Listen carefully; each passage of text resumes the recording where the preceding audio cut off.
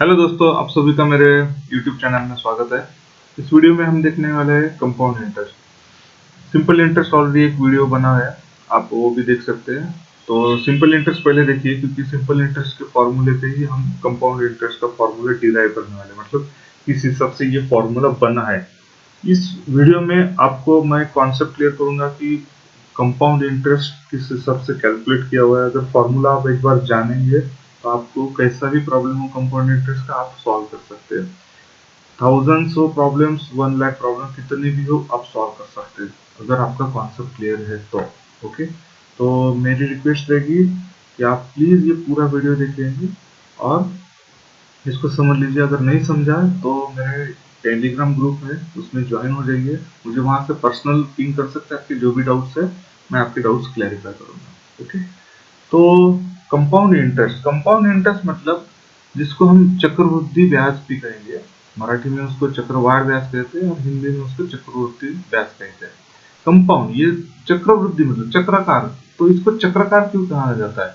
क्योंकि एक साल में या तो समथिंग एक फिक्स्ड पीरियड में जो भी आपका प्रिंसिपल अमाउंट रहेगा, तो वो दूसरे इसमें फिर से एज अ प्रिंसिपल अमाउंट जाता है विद उसका इंटरेस्ट पकड़ के, जो भी उसका ब्याज रहता है वो फिर से वो एज अ प्रिंसिपल कंसिडर होता है सेकंड ईयर के लिए।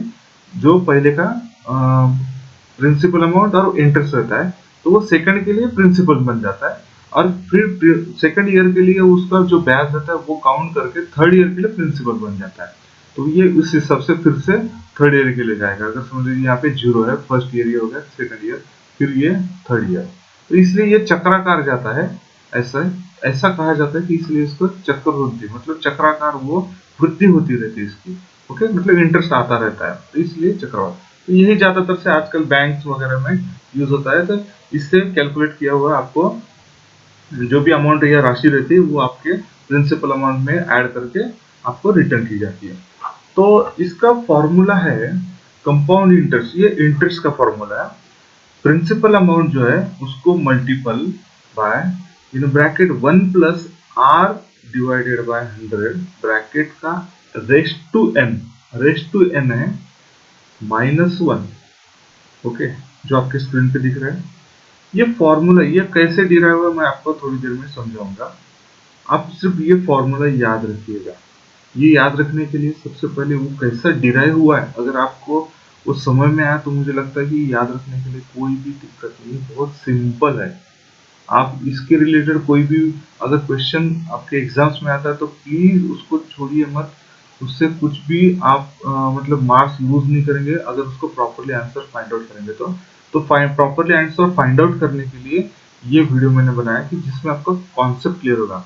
इसके एग्जाम्पल्स भी हमने लिए, दूसरा वाला वीडियो वो भी आप देख सकते हैं। तो चलिए, यहाँ पे हमने पी ये डिनोशन है, आर भी ये डिनोशन है, एन भी यहाँ पे डिनोशन है, मतलब ये उसको डिनोट करता है। जैसे कंपाउंड इंटरेस्ट है, बहुत सी जगह पे उसको सी आई भी कहा जाता है इन शॉर्ट फॉर्म। पी है जो है प्रिंसिपल अमाउंट। प्रिंसिपल अमाउंट मतलब हम जो डिपॉजिट करते हैं या तो हम जो अमाउंट बैंक को दिया है। ओके, तो उसके ऊपर जो कैलकुलेट किया जाएगा उसको हम कहेंगे प्रिंसिपल अमाउंट, या तो जिसको मुद्दत भी कहते हैं। ओके, आर ये जो है rate of interest. Rate of interest में पीसीपीए क्या है, ये सिंपल इंटरेस्ट का जो वीडियो उसमें दिया हुआ है, मैंने एक्सप्लेन किया पीसीपी क्या है। यहाँ पे फिर से एक बार एक्सप्लेन करता है। पीसीपीए, पी मींस पर, सी मींस सेंट। परसेंट, ये दो अलग अलग वर्ड को जोड़ के परसेंट बना है।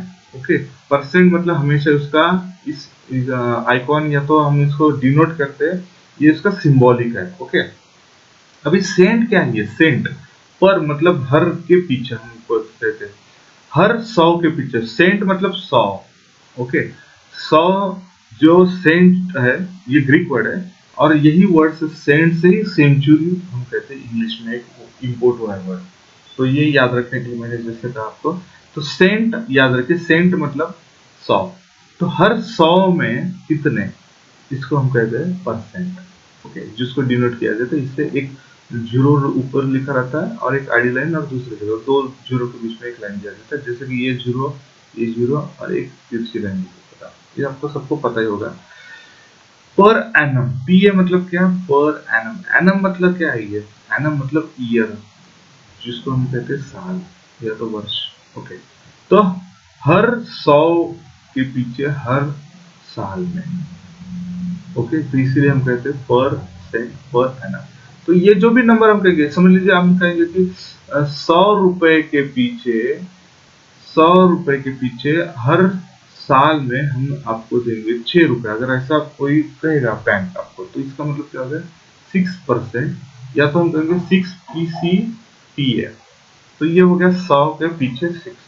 उसी को जोड़ के उसको मल्टीपल करेंगे आपके प्रिंसिपल अमाउंट से, तो हो गया ये पी से अगर करेंगे तो ये हो गया आपका इंटरेस्ट कैलकुलेशन के लिए, और मल्टीपल बाय आपका ईयर। अगर यहाँ पे पर एनम का है तो इसको क्या करेंगे हम, पर ईयर से, मतलब अगर हम समझ लीजिए 2 साल है तो 2 से मल्टीप्लाई करेंगे, और ये परसेंट है इसीलिए हम इसको 100 से डिवाइड करेंगे।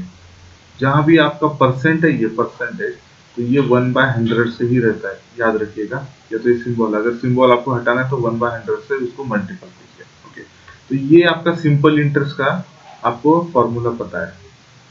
तो आज हम देखने वाले कंपाउंड इंटरेस्ट कैसे। कंपाउंड इंटरेस्ट मतलब, जैसा कि मैंने पहले कहा कि समझ लीजिए एग्जांपल्स हम जीरो से लेंगे, मतलब फर्स्ट जीरो मतलब फर्स्ट पीरियड है, समझ लीजिए पहला साल है जो जब स्टार्ट किया, समझ लीजिए इस पीरियड में आपने पी एक प्रिंसिपल अमाउंट आपने डिपॉजिट किया है। 1 साल है यहाँ पे 1 ईयर, यहाँ पे 2 साल है, यहाँ पे 3 साल है, ऐसे करते करते समझ लीजिए एन साल है। एन ए डिनोट है, समझ लीजिए मालूम नहीं हमें 100 भी है 10 भी है, तो एन हमने डिनोट कर लिया, मल्टीपल समझ लीजिए। तो ये पी जब हम शुरू में हम इसको डिपॉजिट करते हैं, उसके ऊपर जो भी इंटरेस्ट लगेगा, तो ये 1 साल के बाद उसको इंटरेस्ट जोड़ के, समझ लीजिए इंटरेस्ट हम कैसे कैलकुलेट करेंगे सर। तो अभी जैसे मैंने कहा कि पी आर और एम डिवाइडेड बाय 100, यहाँ पे मैंने फॉर्मूला बनाया था, अभी यहाँ पे मैं सिर्फ डिनोशन में लिखता हूँ, ये ऐसा हो गया। समझ लीजिए 1 साल है यहाँ पे, अभी हमने क्या किया, एक ही साल का हम निकालेंगे, तो n कितना हो गया 1 हो गया, तो मल्टीपल बाय n कर दे तो ओके p हो गया यहाँ पे। तो मगर p का p multiple by r by 100, ये क्या हो गया आपका इंटरेस्ट हो गया, ये तो r बाय 100 इंटरेस्ट रेट हो गया, और ये प्रिंसिपल अमाउंट। तो ये प्रिंसिपल अमाउंट को जोड़ के r बाय 100, ये तो आपका इंटरेस्ट हो गया। तो यहाँ पे आ जाएगा, समझ लीजिए r बाय 100 हम आई डिनोट करेंगे इसको, हर जगह हर टाइम r/100 नहीं लिखने के बजाय हम इसको आई लिखेंगे, टेम्पररी से। तो ये कितना हो गया, p इसको जोड़ के ये पी आई हो गया। ओके, तो प्लस पी आई। ओके, तो ये हो गया आपका interest with principal amount after the 1 year. Okay, वैसे ही करते करते दूसरे में, तो ये जो अमाउंट आएगी ये सेकंड ईयर के लिए एज अ प्रिंसिपल अमाउंट बन गई, क्योंकि पहले में पी था, ये इंटरेस्ट प्रिंसिपल अमाउंट ये पूरे साल के लिए चली। बाद में उसको इंटरेस्ट ऐड किया तो जो भी अमाउंट बनी ये पी प्लस पी आई बन गई, तो ये सेकंड ईयर के लिए बन गई। तो ये सेकंड ईयर के लिए प्रिंसिपल अमाउंट गई, फिर इसका इंटरेस्ट और कैलकुलेट किया जाएगा जो कि थर्ड ईयर के लिए रहेगा। तो चलिए हम डिटेल में देखेंगे।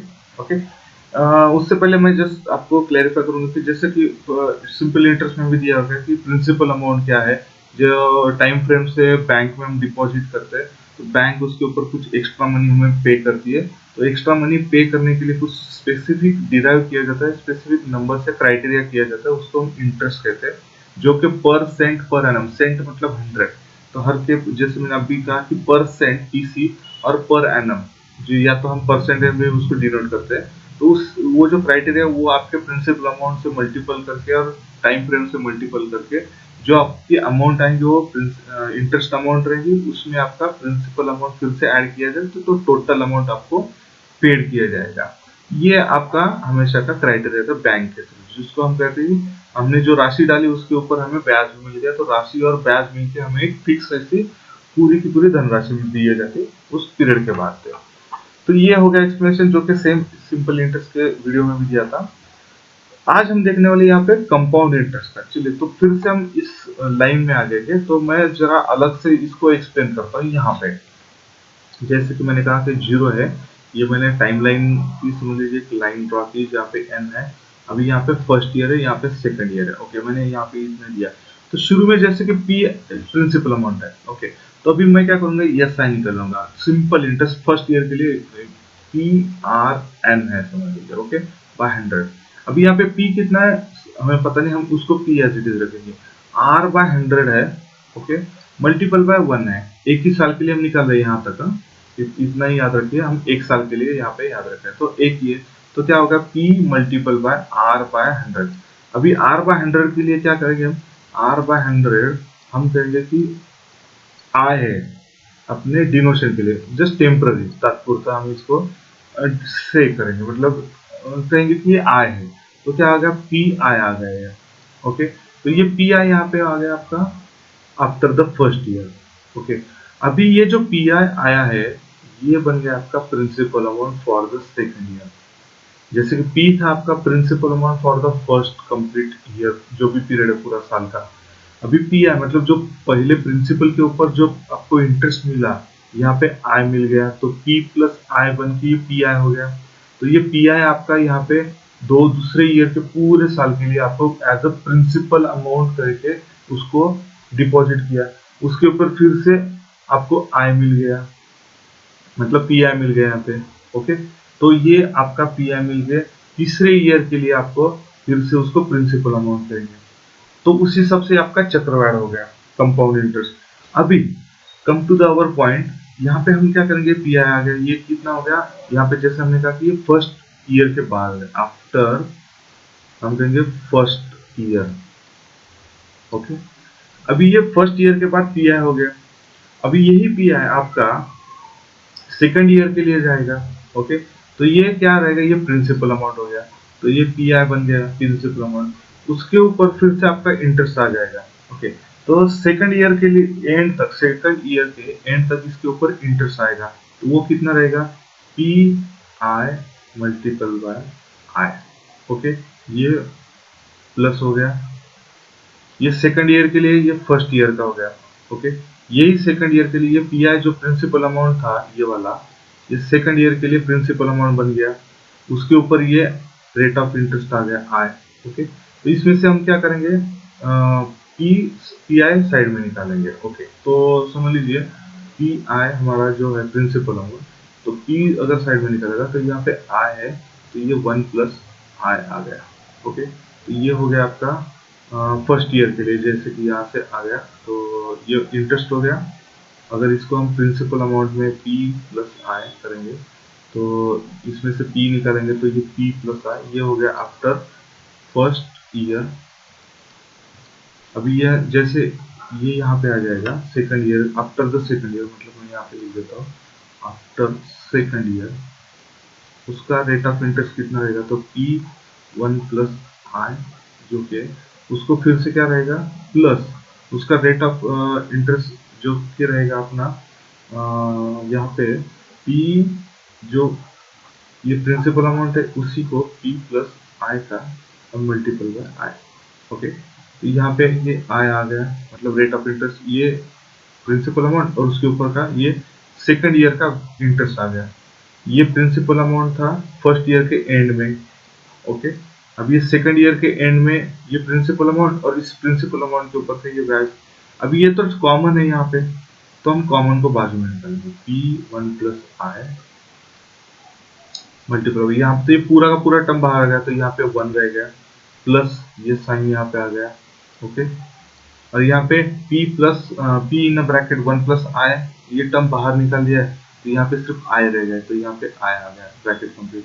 अभी यहाँ पे फिर से देखेंगे कि 1 प्लस आई, ये जो ब्रैकेट है ये भी सेम है, तो इसका मतलब इसका स्क्वायर हो जाएगा, तो इसी को हम क्या करेंगे, p इंटू 1 प्लस आई, इसको ब्रैकेट स्क्वायर। तो ये हो गया आफ्टर सेकंड ईयर। अभी देखिए फर्स्ट ईयर में जहाँ पे हमने ये आफ्टर फर्स्ट ईयर, यहाँ पे p इन ब्रैकेट 1 प्लस आई था, रेस टू 1 है यहाँ पे, जो हम लिखते नहीं ज्यादा से 1 नहीं रहता है। सेकंड ईयर में यहाँ पे सेम है मगर रेस टू 2 हो गया, तो इसी से हम क्या करेंगे कि थर्ड ईयर के आफ्टर थर्ड ईयर क्या रहेगा, p in 1 plus i raise to 3, तो उसी हिसाब से आफ्टर एन ईयर, मतलब आफ्टर एन ईयर कितना रहेगा, p into bracket 1 plus i bracket raise to n, ये हो गया। अभी इसका इंटरेस्ट हम निकालेंगे, ये तो अमाउंट हो गया अपना। अभी ये इसका इंटरेस्ट अगर हम कैलकुलेट करेंगे, यहाँ से इसमें से हम p का मतलब प्रिंसिपल अमाउंट है जो बेसिक है वो हम डिडक्ट करेंगे, तो p in bracket 1 plus i bracket raise to n minus p. अभी p दोनों जगह पे सेम है तो इसको बाहर निकालेंगे, तो p इज इक्वल टू ये ब्रैकेट में 1 plus i raise to n minus 1। मगर i की वैल्यू तो हमें पता है, i कितना हमने लिया था, r/100 का से किया था, करेक्ट है। तो मैं दिखा देता हूँ आपको, आई हमने कहाँ पे डिनोट किया था, यस यहाँ पे i is equal to 100/r/100 है। ओके, तो ये हो गया। हम i की वैल्यू यहाँ पे डालेंगे तो p is equal to in bracket 1 plus r/100 bracket raise to n, bracket की तरफ निकाले तो -1, ये हो गया। ये हो गया आपका इंटरेस्ट, जो कि कंपाउंड इंटरेस्ट। ओके, तो ये फॉर्मूला इसी सबसे आया। आशा करता हूँ कि आपको ये समझ में आया होगा। अगर नहीं समझ आया तो फिर से एक बार वीडियो आप रिपीट कीजिए और इसको समझ लीजिए। ओके, कोई डाउट्स है तो टेलीग्राम पे मुझे पर्सनली पिंग कर सकते हैं, मैं आपका डाउट क्लैरिफाई करूंगा। ओके, धन्यवाद।